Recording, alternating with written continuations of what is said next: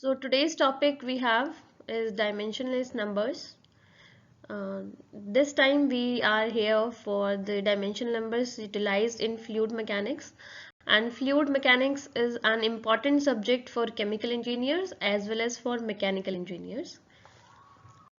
Now if we talk about dimensionless numbers, as the dimensionless suggests, dimensionless number is a quantity which is not associated with any physical dimension like mass, length, time, force, etc.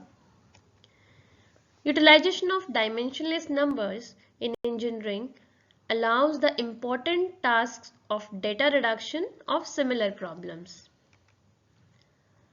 Lot of experimental runs can be avoided if the data is correlated or represented using an appropriate dimensionless number. The value of dimensionless number generally reflects certain pattern. For example, if we talk about Reynolds number, if the value of Reynolds number is low, suppose it is less than 2000, then the flow will be laminar.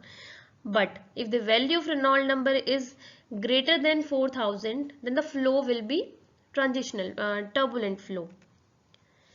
Dimensionless number can also be utilized in the analysis of prototype models so that the behavior of the similar full-scale system can be predicted. Now the first one is Reynolds number, which is very important. Reynolds number gives a measure of the ratio of inertial force to the viscous force and quantifies the relative importance of these two given forces for given flow conditions, which is a basic significance of the Reynolds number. As Reynolds number is given by inertial force over viscous force, when we solve this, we will get dV rho by mu, where the d is the diameter of the pipe, v is the velocity of the given fluid, rho, mu are the fluid properties, like density and viscosity of the given fluid. As the ratio suggests, if Reynolds number is low, that means viscous force will dominate, and if Reynolds number is high, then inertial forces will dominate. This is obvious. We can say Reynolds number is the key parameter for the determination of flow region in pipes. That is, if the value of Reynolds number is less than 2000, then we have laminar flow, and the value of Reynolds number is greater than 4000, then turbulent flow. Then what about between the values of 2000 and 4000? If the value of Reynolds number in between 2 to 4000, then we can say the flow is transitional flow. Next we have Mach number. Mach number generally represents the ratio of flow velocity past a boundary to the local speed of the sound. And in case of in the formula, we can it is given as u by c, where the u is the velocity past a boundary and c is the velocity of sound. Mach number can also be represented as the square root of ratio of inertia force to the elastic force.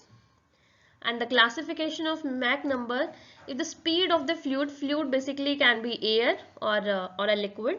If the speed of the fluid is less than speed of sound, then we'll have subsonic flow. But if speed of fluid is greater than speed of sound, then flow will be supersonic. Mainly the Mach number is utilized for analysis of the fluid flow problems where compressibility is a significant factor. Now next we have power number. Power number is also called Newton number, which relates the resistance force to the inertia force. Power number has different specifications according to the field of application. Like for stirrers, the power number is given by P upon rho n cube d5, where P is the power, rho density of the given fluid, n is the rotational speed of the stirrer, and d is the diameter of the stirrer. Next we have Weber number.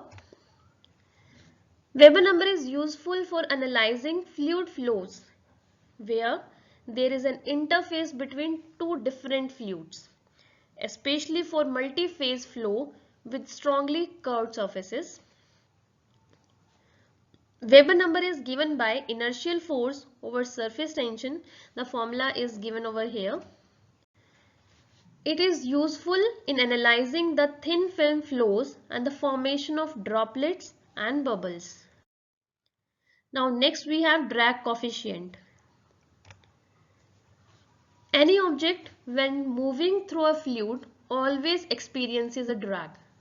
The net force in the direction of flow due to pressure and shear stress forces on the surface of the object.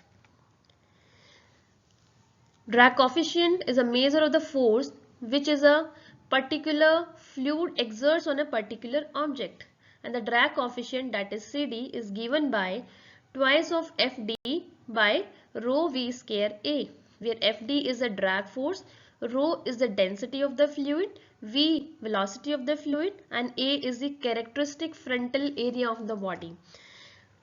The A, which is the characteristic frontal area of the body, will always be dependent on the type of body. If we have a circular body, if we have a spherical body, or in case of a cylinder, the frontal area will be different for both the bodies. Drag coefficient is a function of several parameters, like we can say shape of the body, as earlier we have said characteristic frontal area, which will depend on the type of the body, Reynolds number, Froude number, Mach number, and roughness of the surface. Drag coefficient of objects are mostly results of experiments. Now next we have friction factor. Friction factor generally represents the loss of pressure of a fluid in a pipe due to interactions in between the fluid and the pipe.